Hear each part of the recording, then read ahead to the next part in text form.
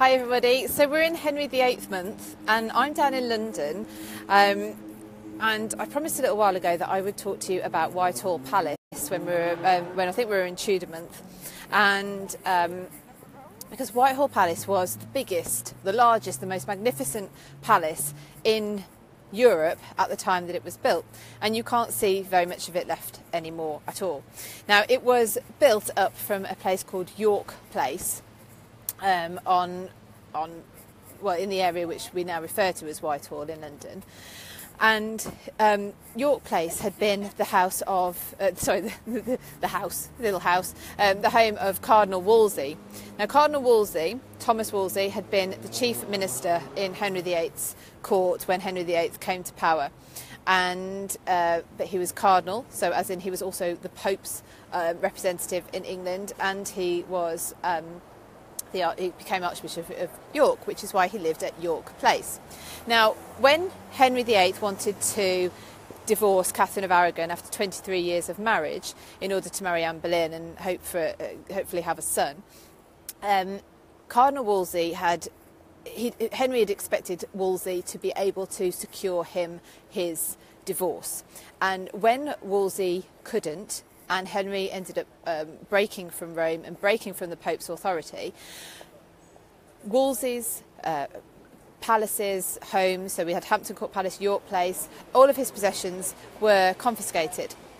Now York Place was in fact the property of the church, but this didn't bother Henry. Henry just took it anyway, and he took a fancy to York Place, as did Anne Boleyn, and they decided they were going to build it create it into the most magnificent palace. You've got to remember, Henry was a big builder. He loved architecture. He loved creating things. He would write his own plans for buildings and palaces, and so he designed a lot of it.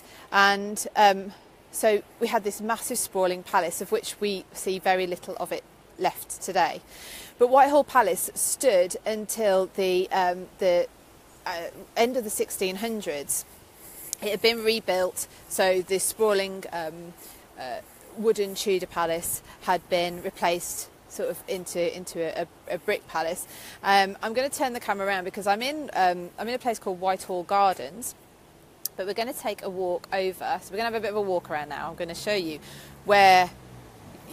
try and give you a little bit of an idea of just what kind of space this palace took. So I'm going to cross the road. So we're going over to what's referred to as Queen Mary's Steps. Now you might see, it's a bit difficult to see, but you can tell that I'm not on the river edge at the moment. There we go. So it's just pretty down there. These are Queen Mary's Steps. This is one of the only parts of the palace that you can still see. Queen Elizabeth I, she would have used Whitehall Palace, yes, definitely. So these steps, Queen Mary's Steps, this would have been on the riverfront. So you can see in the Victorian era, embankment was built to take the new sewage system for the city. So this is a small bit of Whitehall Palace, which is still visible. So we're going to take a walk now up onto Whitehall and Horse Guards Parade.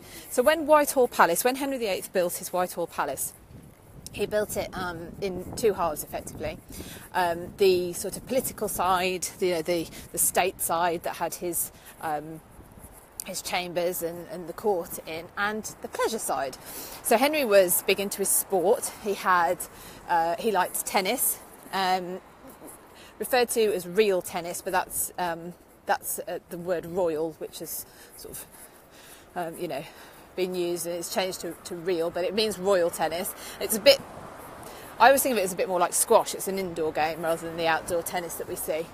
And he liked jousting and cockfighting as well. So there was a cockpit built on the other side of the palace. So we're coming up now to, you'll recognise Horse Guards Parade, and behind there is the Horse Guards parade ground, which was the site of Henry's jousting, tilt yard, where they would have jousting, which Henry was a big fan of. He liked to do it himself. He did, though, have a massive accident. I think it was 1536. It's around the time he might have been 35. He'd married Anne Boleyn. She was pregnant. And she miscarried when the story goes that she miscarried when she heard the news that that he'd fallen off his horse in a jousting accident, and he was actually unconscious for 2 hours. So I've come up Horse Guards Avenue, and we're on to the road which is referred to as Whitehall now, but obviously gets its name from Whitehall Palace. I'm going to cross the road so that you can get a better view of this building here. This is the Banqueting House, and it's part of Whitehall Palace. It's the last remaining part of Whitehall Palace. It's the Great Hall. The Tudor Great Hall burnt down. Like I said, these palaces obviously being wooden, a lot of timber in them, and their light source and heat source being fire. It was problematic. So I'm waiting for the lights here. So this is Banqueting House. Now, around about where you see that statue-ish was somewhere called the Holbein Gate. So that would have linked the part of the palace that would be on the left to the pleasure part of the palace, which would have been over there on the right. Here we go. And the Holbein Gate connected Henry's private apartments to the pleasure side of the palace, and it was where he married Anne Boleyn. So Henry VIII and Anne Boleyn got married somewhere in the thin air up there. And they got married in secret. And they got married in secret for 2 reasons. One, technically, he was still married to Catherine of Aragon. His divorce hadn't been granted. And the second reason was that Anne was already pregnant with the future Queen Elizabeth I. There we go. There's a beautiful view of Banqueting House. So the Banqueting House we're looking at now, it's Portland stone, built during the reign of Charles I, and it's outside Banqueting House on scaffolding there that Charles I was executed as well.